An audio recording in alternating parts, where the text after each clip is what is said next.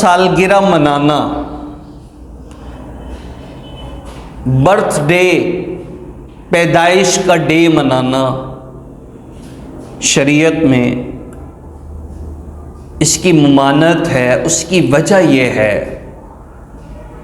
کہ یہ جو رسم اور طریقہ ہے یہ ہمارے پاس غیر مذاہب لوگوں کی طرف سے آیا ہے،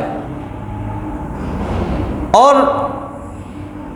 ہمارے بزرگوں میں، ہمارے جو پرانے بزرگ جو موجود ہیں، جو گزر گئے، ان میں سے کتنے ایسے تھے کہ جن کی ہم برچیاں مناتے آئے ہیں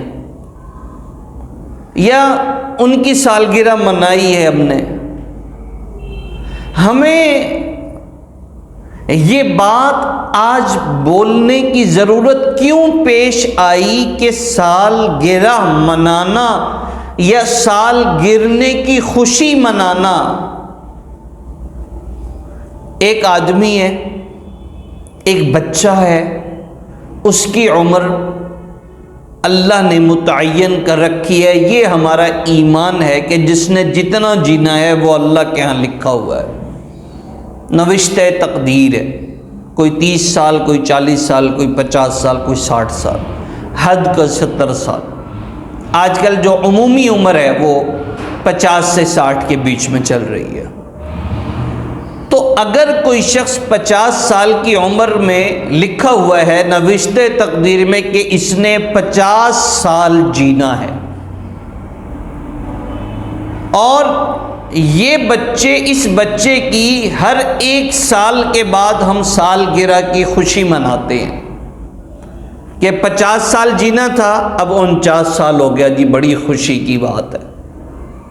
ہم نیچے سے دیکھتے ہیں کہ ہمارا بچہ 1 سال کا ہو گیا، ہم اوپر سے دیکھیں کہ ہمارا بچہ 50 سال کے بجائے اب 49 سال اس کے رہ گئے، 30 سال کے بجائے اب 29 سال رہ گئے، 25 کے بجائے اب 1 سال گزر گیا، 24 سال اس کی عمر رہ گئی۔ اس طرف سے عمر کم ہوئی، اس طرف سے ہم جس کی خوشی منا رہے ہیں کہ یہ بڑا ہو رہا ہے، بڑا اس طرح ہو رہا ہے کہ سال گزار لیا، اب دوسرے سال کو لگ گیا یا اب تیسرے سال کو لگ گیا، اور اس نے جینا مشکل سے 40 سے 50 سال 60 سال ہے، اور یہ قریب جا رہا ہے اپنی منزل کے۔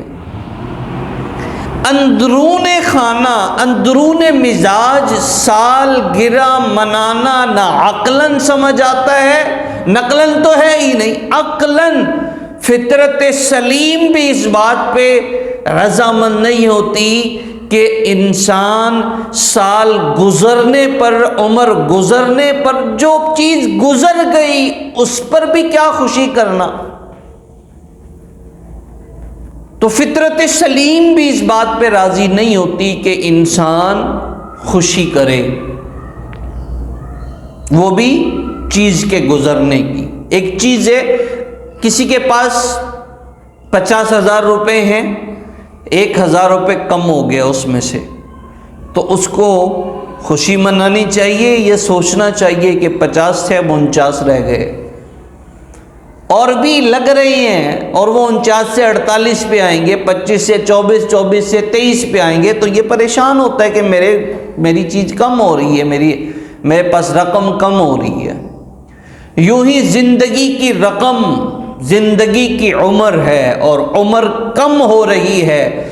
جس طرح پیسے کے کم ہونے پر، رقم کے کم ہونے پر انسان کو خوشی نہیں ہوتی، یوں ہی عمر کے کم ہونے پر بھی خوشی نہیں ہونی چاہیے۔ اولاً تو غیر مذاہب کا طریقہ، ثانیاً کسی طریقے سے عقلی طور پر بھی خوشی بنتی نہیں ہے۔ جس طریقے سے سالگرہ کی خوشی نہیں بنتی، ایسے ہی شادی کی سالگرہ کی خوشی۔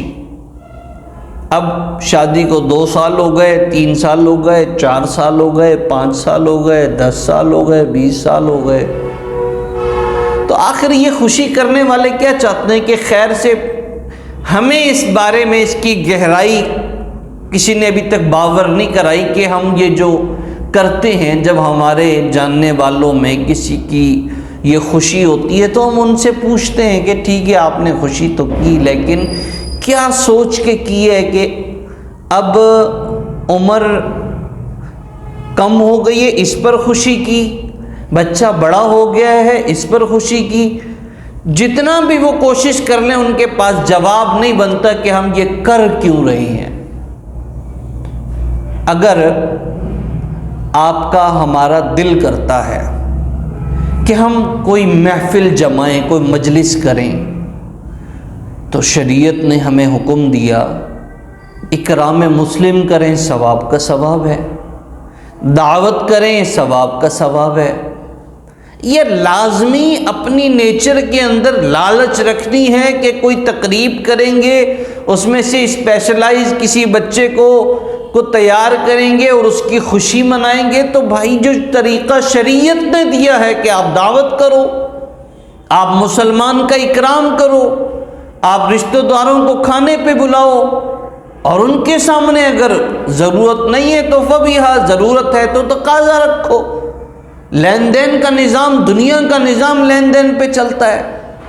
لازمی ہم نے وہ کام کرنے ہیں جو شریعت میں ناجائز ہیں، جس سے اللہ ناراض ہوتا ہے، نبی علیہ السلام ناراض ہوتے ہیں، ہم نے ان کاموں کو کرنے کا ٹھیکہ اٹھا رکھا ہے۔ یہ کیا بات ہے کہ ہمارے اندر رسم و رواج کا دن بدن شوق بڑھتا جا رہا ہے، اور اب دیندار طبقہ بھی ان رسم و رواج کا شریک ہوتا جا رہا ہے۔ کوئی اس کی وجہ پتہ نہیں، اس کی بنیاد کا پتہ نہیں۔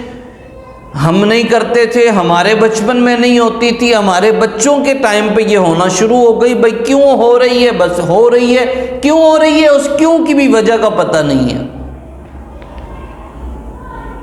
اس لیے کہ جو سمجھتا ہے وہ بتانے سے ڈرتا ہے کہ اگر میں بتاؤں گا، میں نہیں جاؤں گا، میں اگر اس چیز سے باز رہوں گا تو سامنے والا، وہ رشتہ دار، وہ بھائی، وہ چچا، وہ ماموں، وہ خالو ناراض ہو جائیں گے، اور اگر وہ ناراض ہو گئے تو پھر تو بہت مشکل ہو جائے گی۔ اللہ ناراض ہو جائے تو کوئی مسئلہ نہیں ہے، لیکن خالو، چاچو، ماموں، نارو یہ ناراض نہ ہو۔